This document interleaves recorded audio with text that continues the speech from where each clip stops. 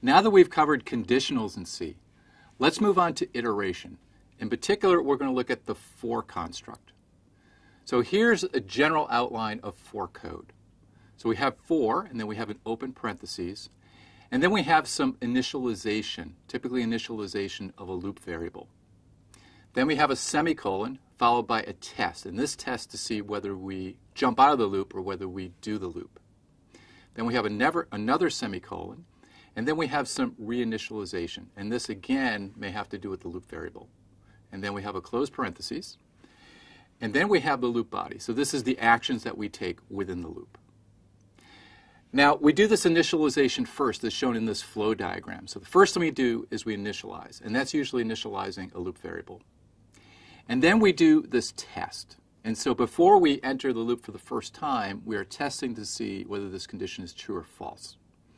And if it's true, we're going to then enter the loop body. And then we do some reinitialization, and this is associated usually with the loop variable. And then we go back and we do this test again. And we continue to iterate and do this loop over and over again so long as the test condition is met. And when it's not, then we jump out of the loop. So again, note that the test is evaluated before we execute the loop body. So we may fail that test initially and never execute the loop body and just fall out. Now let's look at how we generate the LC3 code for a particular for loop. So here's an example where first, outside of the for loop, before the for loop, we initialize x to 0. And then we have this for loop where the initialization is I equals 0, so I is our loop variable. We initialize that to 0. And then the test is I is less than n, and then the reinitialization is I++, is incrementing I. And then within the loop, we have a single statement, which is x equals x plus I. So in the end, x will be the summation of all of the integers from 0 to n minus 1. Now let's look at how we compile this C code to LC3 assembly language instructions. Now we have three variables, n, I, and x.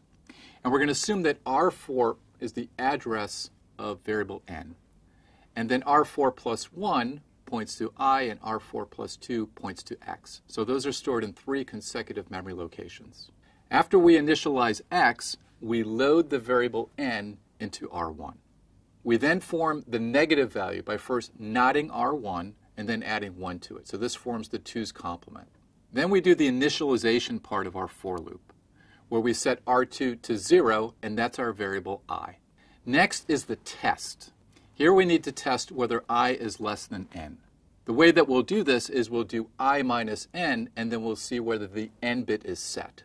If that's true, that means that I is less than n, and we should enter the loop body. If that's not true, then instead the z or the p bits will be set. That means that I is greater than or equal to n, and we're going to exit the loop and go to the label done. Assuming that the test is met, that is I is less than n, then we'll do the operation x equals x plus I. Then we do the reinitialization, which is to increment I. Then we have a branch always, which brings us back to the beginning of our loop, where we do the test again. We'll continue to execute this loop, the loop body and the reinitialization, so long as the condition is met. Once that condition is not met, then we move to done. Here we're going to store the variables I and x to their respective locations in memory.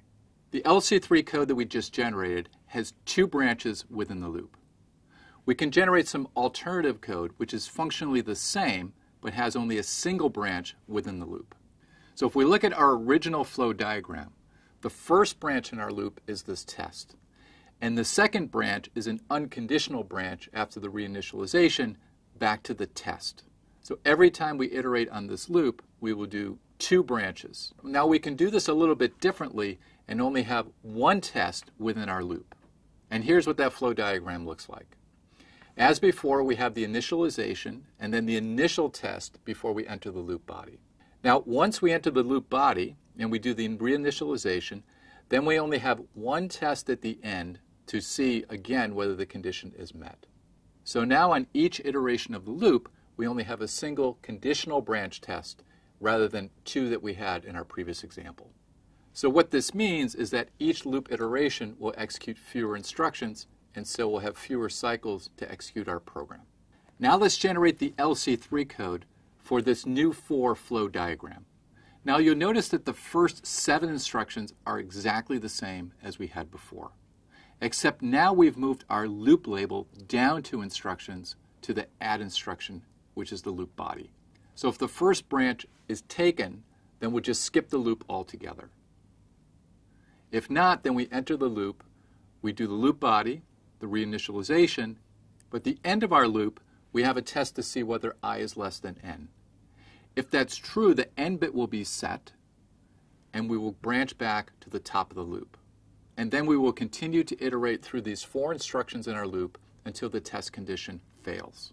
Then we do the same 2 stores that we had in our previous example.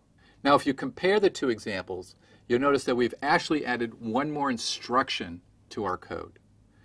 But now we've shortened our loop to be only 4 instructions rather than 5. So for instance, if we do this loop 100 times, in our previous example we'd execute 500 instructions. Here we do 100 less. We'd only do 400. So we'd end up with faster code when we execute it.